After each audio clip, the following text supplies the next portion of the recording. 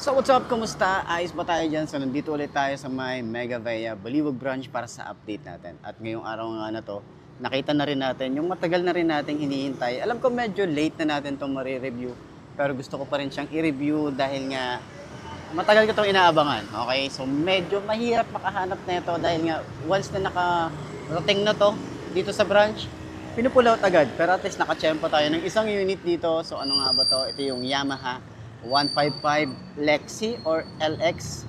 Tara, samahan niyo ako. Walk around natin to, alamin natin yung presyo at yung specification kung sulit nga bang bilhin ngayong 2026.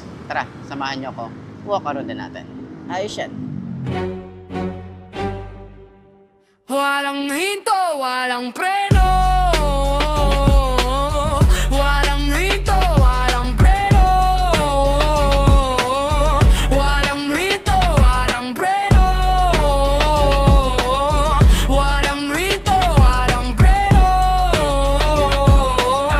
Walang hinto, walang preno. Init wala akong pagkaray pa rin sa kalsada. Ulan bahala na content ko, armas ko sa laban. Gasgas, sugat, parte yan ng eksena.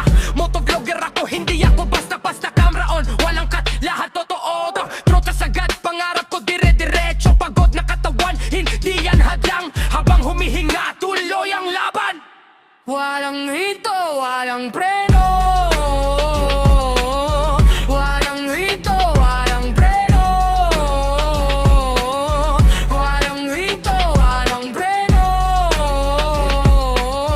Walang hinto, walang preno. Walang hinto, walang preno. Sa kalsada ako'y sigurado. Init o ulan, walang urong. Pangarap ko hanggang dulo. Walang hinto, walang preno. Walang hinto, walang preno. Walang hinto, walang preno. So yun ako mga best, no? Available na nga po dito. May isang unit dito sa may Mega Vea Baliwag. Okay, so meron silang Lexi 155. Okay, Yamaha 155 Lexi or LX. Yun yung nakalagay dito sa emblem niya. Ayan, 155 LX or Lexi VVA. Okay, so ayan, available po rito na isang unit na kulay black and blue na decals. Okay, ayan, glossy finish. And so medyo matagal nating hinintay ito dahil nga nagkakaubusan na ito once na, dahil nga nag-trending ang isang to. Dahil nga murang-mura siya, no? Binibenta ng iba nung naon na to is 99,900. Pero hindi ko lang din sure kung magkano na siya ngayon dahil nga nag-trending to at medyo talagang pagdating sa specs is sulit ka rito. Yung looks niya, sulit na sulit ka rito dahil nga maganda yung kanyang headlight. Meron tayong maliit na windshield dito. Siguro yung mga iba, papalitan to. Lalagyan nila to ng mahaba na windshield. Okay, kasi yung iba talaga gusto mahaba or mataas yung windshield na gusto nila at adjustable. Maraming nagko-custom yan. Alam niyo naman yung mga Pinoy, magaling sa mga ganon. So, digital panel na rin tayo dito. Disusi pa rin naman to. Okay, karamihan din kasi talaga is gusto talaga yung disusi compare sa keyless na medyo sensitive nga naman pag nakakiles. Ayan. So, ayan, meron tayong USB charging port, may compartment din tayo rito, utility hook. At yung gustong-gusto ng iba, may Lexi dun sa kanyang gulay board.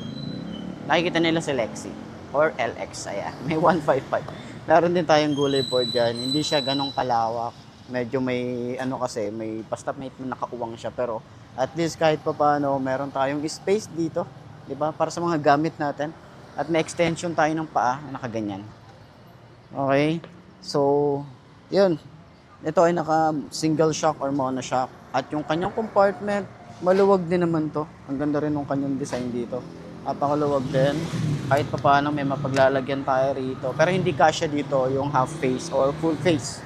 Okay? So, maganda yung taillight, maporma. Pati yung gilid dito.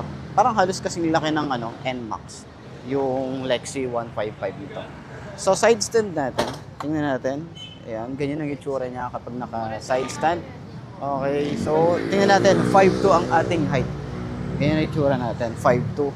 So, sobrang tingked tayo rito. Ayan, parang sa NMAX din pala siya. Ayan, parehas sa NMAX yung height niya.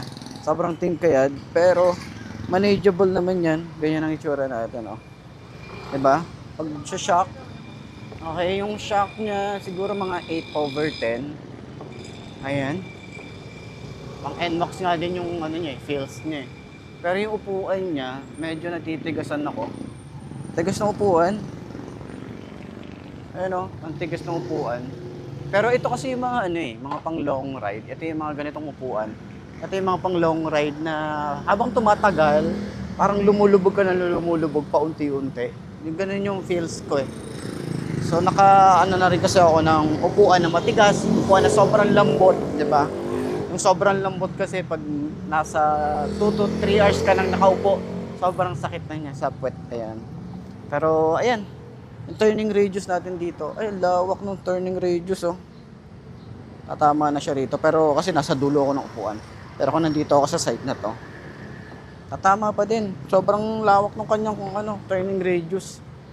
Iba rin yung POV dito sa no, sa may panel gauge.